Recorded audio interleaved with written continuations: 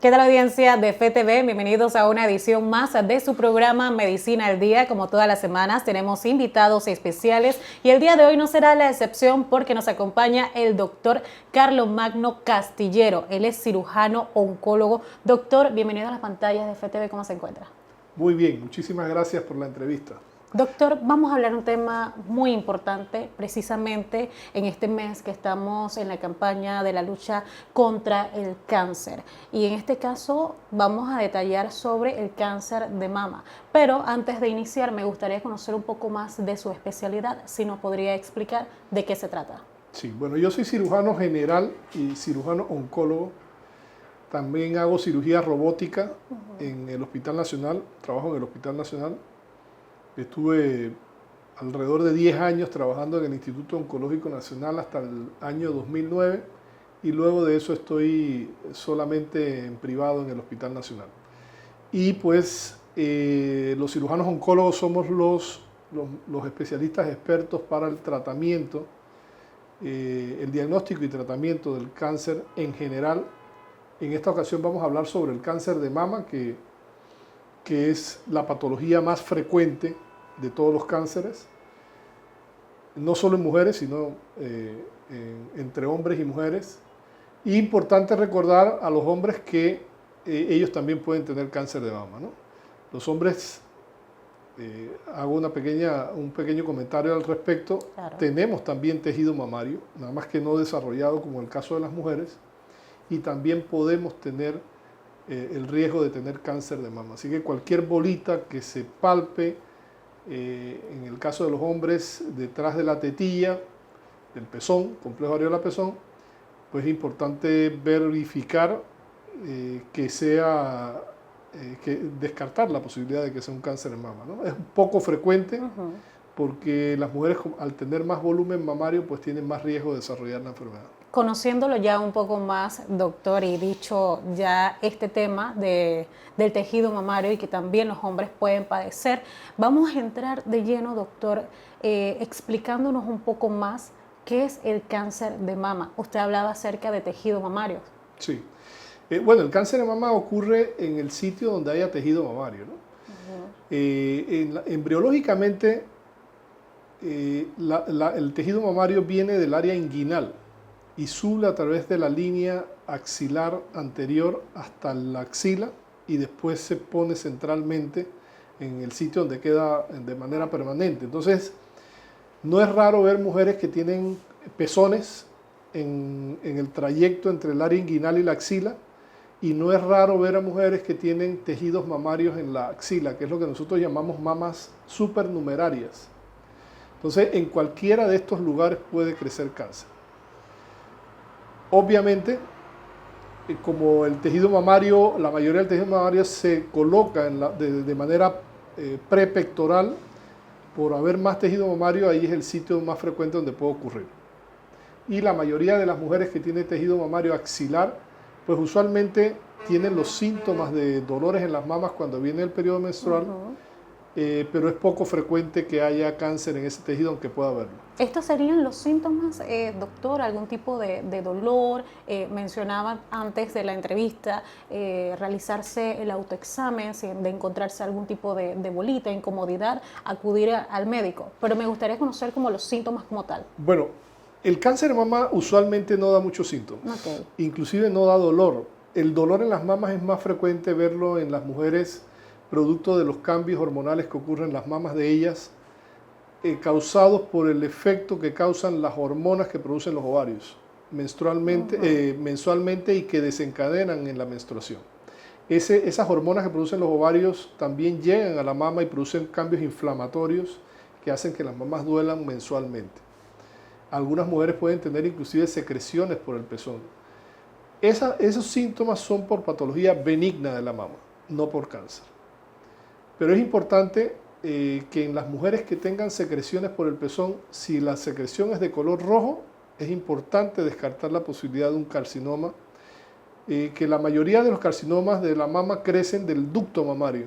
Y al crecer como una tetita de carne muy pequeña, al principio es microscópica, no se toca, pero puede dar síntomas de sangrado por el pezón y puede hacer uno el diagnóstico de una manera un poquito más temprana. Okay. Hay que tener en cuenta ese síntoma. Y el otro síntoma más frecuente es que la mujer se toca una bolita, ¿no? Una bolita que crece, que no estaba en los exámenes físicos anteriores y que de repente se la toca. Ese es el primer llamado de atención que debe tener la mujer para acudir al médico y descartar esa posibilidad. ¿Qué factores pueden influir para padecer este tipo de enfermedad, doctor? Lo pregunto porque tal vez muchas personas pensarán, bueno, el cáncer de mama puede ser producto de algún tipo de golpe, puede ser una enfermedad hereditaria. Específicamente, ¿qué factores influyen para tener cáncer de mama? Bueno, el factor de riesgo más importante en las mujeres es el estímulo de los estrógenos. Los estrógenos que se producen normalmente en todas las mujeres. Una de las cosas que es importante y que todos tenemos claro ya es que en la mujer cuando entra en menopausia es un poco más limitado el uso de terapia de reemplazo hormonal en ellas que antes, porque ya hay estudios que han demostrado que una mujer que toma terapia de reemplazo hormonal puede tener más riesgo de cáncer que la que no lo toma. Me refiero a la mujer cuando entra en menopausia y que ellas exógenamente reciben hormonas para pasar los síntomas de la menopausia. Cuando esto ocurre en mujeres que no tienen factores de riesgo, se pueden utilizar, pero por periodos muy cortos de tiempo, año y medio máximo, ¿no? Para pasar el periodo de transición de los síntomas de menopausia y poder seguirlos usando. Los cánceres de mama hereditarios son muy raros, representan a menos del 5% del total de cáncer de mama. Entonces no es un factor importante, pero hay que tenerlo en cuenta.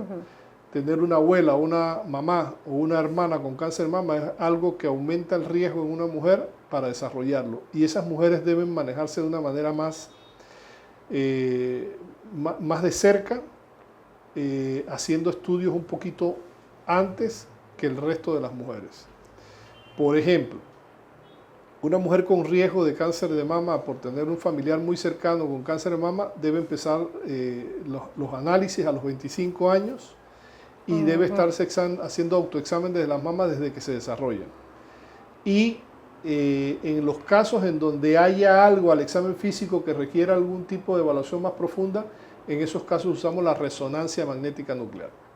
Sin embargo, como el cáncer de mama no es una patología que genera síntomas, uno no debe esperar a tener síntomas para evaluar la mama. De ahí viene entonces el uso de la mamografía y del ultrasonido de mamas en las mujeres sin tener ningún diagnóstico de síntomas. Usted tocó un punto bastante interesante, doctor, y que a mí en lo personal me ha llamado la atención, el tema de las edades como tal. Tal vez muchas personas en casa pensarán, bueno, esta es una enfermedad que puede darle a mujeres ya de cierta edad. Sin embargo, usted acaba de decir que ya desde los 25 años se deben realizar el autoexamen, ¿no? Sí. Población vulnerable. En este caso, específicamente de edades. Y usted también al principio de la entrevista hablaba acerca de que los hombres también pueden padecer de cáncer de mama. Sí, bueno, lo importante es que todas las mujeres se hagan estudios de mamografía y ultrasonido en general a partir de los 40 años. Okay. No hacemos mamografía antes de esa edad porque la mamografía es basada en rayos X. Y en mujeres menores de 40 años las mamas son muy densas, porque son mamas estimuladas hormonalmente por las hormonas que producen los ovarios y la mamografía pierde un poco de utilidad en el diagnóstico temprano. Pero a partir de los 40 años está indicado hacerlo una vez al año. Lo combinamos con ultrasonido mientras ella menstrue, porque el ultrasonido ayuda, no compite con la mamografía. Hay cosas que el ultrasonido ve mejor que la mamografía y viceversa. Entonces combinamos ambos estudios para que el diagnóstico de lesiones muy pequeñas sea de una manera más temprana. Y en mujeres menores de 40 años hacer ultrasonido mamario. Cuando existe alguna duda en estos dos estudios, entonces uno pasa a la resonancia magnética nuclear de mamas, que es un estudio que tiene una capacidad mayor que la mamografía y el ultrasonido para detectar lesiones malas, sin embargo es muy costosa. Entonces no es un estudio que uno puede ofrecer a la población general como un método de screening. Claro. Porque es muy costoso. Entonces solamente lo utilizamos cuando en la mamografía y ultrasonido hay alguna duda en lo que está viendo, podemos utilizar este estudio o en su defecto hacer una biopsia percutánea ya sea dirigido por mamografía ultrasonido, para hacer diagnóstico de lo que estamos viendo y descartar malignidad. Medidas preventivas, doctor. Siento que es muy importante hablar de este tema porque la prevención y la detección temprana es el indicativo, ¿no?, para no desarrollar a profundidad la enfermedad. Bueno, el uso de mamografía ultrasonido como método de escrutinio en la población general es una medida de prevención secundaria, que es la que nos ayuda a detectar lesiones antes de que se den síntomas. Preventivamente, una prevención primaria no podemos hacerla porque el factor de riesgo más importante en cáncer de mama son los estrógenos, y todas las mujeres producen el estrógeno durante su vida hormonal activa. Pero mantener una adecuada alimentación con uso de antioxidantes, evitando el exceso de grasas, manteniendo el peso corporal, es un método de prevención que ayuda muchísimo no solamente al cáncer de mama, sino a los cánceres en forma general. Entonces, una vida saludable, ejercicio, mantener controlada el exceso de grasa corporal y utilizar alimentos que sean sanos, no con excesos de carbohidratos y no con grasas saturadas, ayuda muchísimo a la prevención primaria de la mayoría de los cánceres. Después de los 40 años, doctor, que usted hablaba acerca de las edades, ¿qué tan periódicamente las mujeres, y bueno, los hombres en este caso también, deben visitar a su médico especialista para conocer cómo está su cuerpo, ya en términos de cáncer de mama? Una vez al año. A partir de los 40 años es importante que la mujer, así como va al ginecólogo a hacerse su Papá Nicolau, debe ir al cirujano oncólogo a chequearse las mamas. Y llevar siempre mamografía y ultrasonido realizadas para hacer diagnóstico temprano. Nosotros no podemos saber en este momento a quién le da cáncer de mama y a quién no. Lo único que podemos hacer es hacer diagnóstico lo más temprano posible. Y esa es la base del éxito. Y es lo que hemos visto con los años, que ha aumentado el número de cánceres que diagnosticamos tempranamente y que está permitiendo que las mujeres se curen de la enfermedad y que sean sometidas a procedimientos quirúrgicos menos agresivos. Llámese cirugías en donde no es necesario quitar el seno, se llama cirugía conservadora de la mama, y llámese disecciones de ganglios, que se hace con técnicas más innovadoras como el ganglio centinela, y evitar tener que realizar, como hacíamos hace 30 años atrás, disecciones axilares completas que crean en las mujeres secuelas posoperatorias que pueden llegar a ser permanentes, como es el linfedema en el brazo y lo que las mujeres llaman hinchazón de brazo. Cada vez vemos menos eso, producto del diagnóstico temprano y de cirugías menos agresivas. Me gustaría aunar un poquito más, doctor, ya en términos de tratamientos. Sabemos que cada persona es distinta, cada cuerpo es diferente. Cuando hablamos de tratamientos, doctor, ¿a qué nos referimos? ¿Cuáles serían estos tratamientos que se realizan o que se utilizan? Bien, lo primero, una vez que uno haga la mamografía ultrasonido y detecte una lesión que es sospechosa, es hacer una biopsia. Ese es el primer paso. Esa biopsia puede ser hecha por punción a través de una pistola que se llama TrueCut, que permite sacar líneas de tejido del nódulo que son analizados por patología para saber si el tejido que hay en ese nódulo es benigno o es maligno. Una vez hecho el diagnóstico de que sea maligno, en esa misma muestra nosotros solicitamos unas pruebas especiales que le pedimos a todos los pacientes hoy día, que se llaman receptores de estrógeno, receptores de progesterona y un marcador tumoral que se llama HER-2, que permite que nosotros podamos saber algo de la biología del tumor. Y ese método es accesible ya hoy día en todo Panamá. Una vez con esta información, uno puede saber cuál es la vía que tiene que tomar para el tratamiento de la enfermedad. La mayoría, si no por decir casi todos los pacientes con etapas clínicas tempranas son candidatos a operarse, y dependiendo de los resultados de si hay enfermedad con ganglios o algunas características propias del tumor, decidir si hay algún tipo de tratamiento adyuvante a la cirugía, llámese quimioterapia, radioterapia o hormonoterapia. Doctor, este tema de los tratamientos es muy interesante porque supongo que es lo primero que deben conocer los pacientes. Vamos a ahondar un poquito más de ellos a regresar de un cambio comercial. Usted manténgase pendiente de su programa Medicina al Día, ya volvemos.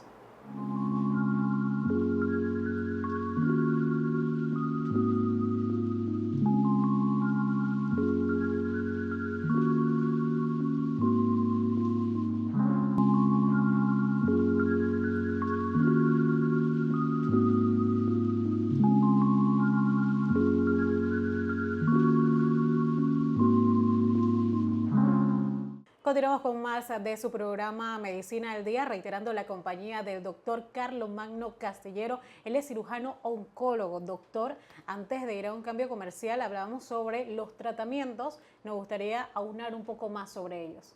Bueno, el principal tratamiento en el cáncer de mama desde hace muchísimos años sigue siendo la cirugía. Okay. Ayuda a la cirugía la quimioterapia, la hormonoterapia y la radioterapia. En la cirugía, desde hace muchos años ya también se sabe que dependiendo de ciertas características del cáncer, la localización, el tamaño de la mama de la paciente y ciertas características propias del tumor permiten que uno pueda a las pacientes ofrecerle una cirugía que conserva la mama, en donde no es necesario quitar todo el seno. Esas características, pues una de las más importantes es que los tumores sean pequeños, que estén alejados del pezón y que el cáncer sea en una mama de un suficiente tamaño que permita quitar el tumor dando un pequeño margen de quirúrgico de tejido sano y que estéticamente quede de manera adecuada la cirugía. Esa se llama cirugía conservadora de la mama. Las mastectomías también han tenido una evolución importante. Si uno empieza de lo que se hacía hace un siglo atrás, antes no solamente quitaban el tejido mamario con el complejo areola-pezón, sino que quitaban músculos pectorales mayor y menor, y todavía en los libros de cirugía recuerdo la mastectomía de Urban, que era una cirugía en donde entraban al tórax, quitaban los ganglios de la mamaria interna, y muchas veces la mujer moría de las complicaciones quirúrgicas más que de la propia enfermedad. Tomen en cuenta que el diagnóstico de las enfermedades en esas épocas era muy avanzado, y no había el conocimiento de la quimioterapia como parte de la ayuda que uno hace para el tratamiento de la enfermedad. Y poco a poco los estudios fueron demostrando hasta que uno podía tratar el cáncer sin necesidad de quitar la mama. Cuando uno hace esa cirugía que conserva la mama, por lo general, en el 98% de los casos, uno usa radioterapia como parte de la terapia conservadora de la mama. En cambio, en tumores menores de 5 centímetros que se someten a mastectomía, uno no usa radioterapia, al menos que los ganglios tengan enfermedad importante. En las mastectomías, como les mencionaba, todo ha ido evolucionando. Ya nos quitamos los músculos, no tenemos nada que hacer dentro del tórax tampoco. La mastectomía clásica quita el complejo areola-pezón, pero hoy en día podemos hacer una cirugía que conserva la piel del pezón, y también podemos hacer cirugías en donde se conserva, se quita todo el seno, todo el tejido mamario, preservando la piel y el pezón. Por supuesto que cada procedimiento de esos tiene su indicación. No todas las pacientes son candidatas a hacerlo, pero los resultados estéticos son muy bonitos porque nosotros quitamos de manera subcutánea el tejido mamario y el cirujano plástico en el mismo acto quirúrgico reconstruye la mama usualmente con tejidos propios. Usan piel o en los casos en donde se preserva el pezón, se utiliza grasa, músculo de la barriguita y se sube al área de la reconstrucción mamaria. Y yo les puedo mostrar mamas que, y de hecho, muchas de ellas tengo que decirle a la paciente, ve a ver cómo arreglas la otra porque esta está más bonita que la que tenía. Así de bonito queda y la reconstruye. Eso es muy satisfactorio para la mujer porque nunca pasa por el trauma de quedar planita y no tener seno. Sin embargo, cada vez más encontramos estudios de investigación que demuestran la complacencia que muchas mujeres tienen con no reconstruirse, sobre todo mujeres de más edad, en donde se sienten muy cómodas sin el seno. Claro, las mujeres jóvenes con pareja usualmente prefieren hacer la reconstrucción, pero eso es un aspecto meramente estético y psicológico en el manejo de las pacientes con cáncer de mama. No tiene nada que ver con la parte oncológica. De hecho, esa reconstrucción no la hacemos los cirujanos oncólogos, sino que la hacen los cirujanos plásticos, que hacen la reconstrucción. Entonces, definitivamente ha habido en el tratamiento quirúrgico de la mama una evolución enorme. En la axila, cuando uno trata la mama, siempre trata la axila. Por muchísimos años, nosotros, como sabemos que el cáncer de mama tiene afinidad por ir a los ganglios de la axila, nosotros necesitamos estadificar la axila para saber si el tumor de la mama ya fue a la axila o no, a los ganglios de la axila o no. Para eso, hace 20 años atrás, 30 años atrás, hacíamos lo que se llamaba una disección axilar. En esa disección, nosotros sacábamos entre 15 y 20 ganglios de la axila para saber si tenían enfermedad. Si el patólogo analizaba los ganglios y decía que no había enfermedad en los ganglios, literalmente sacamos esos 20 ganglios por el gusto. Ahora hacemos una técnica que fue promovida desde 1994, se llama ganglio centinela. ¿En qué consiste? En que nosotros inyectamos un tinte azul o un material radioactivo que es tecnesio 99 con sulfuro coloidal y buscamos entre 1 y 4 ganglios en la axila.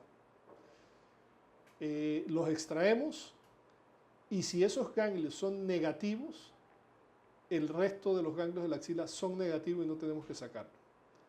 Los beneficios son enormes porque algo mencionaba en la primera etapa de la entrevista que las pacientes que se hacen disecciones axilares tienen el riesgo de desarrollar linfedema del brazo. El brazo se les hinchaba y son muy molestos y muy incómodos para las pacientes. Hoy en día, a pesar de que puede ocurrir linfedema en pacientes que se hacen ganglio centinela, es mucho menos frecuente.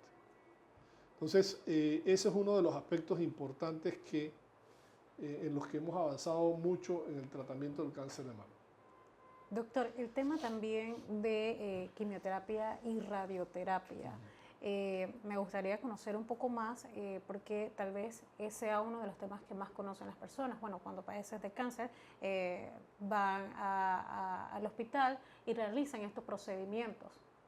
Ok, yo les mencioné en algún momento que al momento de hacer la biopsia por punción y hacer diagnóstico de cáncer de mama hacíamos unas pruebas especiales que se llaman receptores de estrógeno, receptores de progesterona y un marcador tumoral que se llama HR-2. Estas pruebas nos determinan un grupo muy pequeño de pacientes, que es lo que nosotros llamamos triple negativo. Esos pacientes que son triple negativo, nosotros preferimos empezar el tratamiento del cáncer dando quimioterapia y después de la quimioterapia operando. En el resto de las pacientes que no son triple negativo y que tienen etapas tempranas, es decir, tumores menores o iguales a 5 centímetros, uno puede empezar el tratamiento con cirugía y dar quimioterapia después. Sin embargo, existe una tendencia ahora a querer tratar los cánceres de mama primero con quimio y después operarlo. Lo cierto es que los estudios no han demostrado, fuera del grupo de triple negativo, que empezar con quimioterapia y después operar, o operar y después dar quimioterapia, altere la sobrevida de los pacientes. Entonces, es importante ser selectivos en la decisión de cómo empezar el tratamiento. El tratamiento quirúrgico sigue siendo el principal pilar del tratamiento del cáncer de mama. Y hoy en día, cuando el ganglio centinela es negativo o es positivo en etapas clínicas tempranas, existe la opción de mandar muestra del tumor a hacer una prueba en los Estados Unidos que se llama Oncotype DX. Esa prueba nos mide una serie de genes y nos da un score. Si ese score es menor a 24, esas pacientes no se benefician con dar quimioterapia. Y si es mayor de eso, sí se da quimioterapia. O sea, esa prueba nos mide el riesgo que tiene la paciente biológicamente de que tenga una recaída de la enfermedad de manera sistémica y pueda ayudarnos y está ayudando a reducir el uso de quimioterapia en pacientes con cáncer de mama. Entonces, basados en esa información, nosotros podemos ayudar a la paciente porque lo cierto es que por muchos años antes de que estas pruebas existieran, sobretratábamos a muchas pacientes, dándoles tratamientos adyuvantes de quimioterapia sin que lo necesitaran en realidad. Entonces hoy en día uno puede ser un poco más selectivo en decidir a qué pacientes se le da la quimioterapia y a cuáles no. Efectos secundarios de los tratamientos. Doctor, recuerdo que al principio de la entrevista, bueno, antes de iniciar la entrevista, usted nos hablaba acerca de lo difícil que pueden ser los efectos secundarios para las personas. ¿Cuáles serían estos efectos? Bueno, antes de tocar ese tema, comentarte breves palabras sobre la radioterapia. Okay. Hay que recordar que la radioterapia es una ayuda también a la cirugía, sobre todo en cirugías conservadoras de la mama, debemos dar radioterapia como parte del tratamiento conservador de la mama. Eso es importante. Y en las pacientes que uno les hace mastectomía y los tumores son mayores de 5 centímetros o existen ganglios de manera importante en la axila, esos pacientes también deben llevar, además de la quimioterapia, deben llevar radioterapia para el control locorregional de la enfermedad.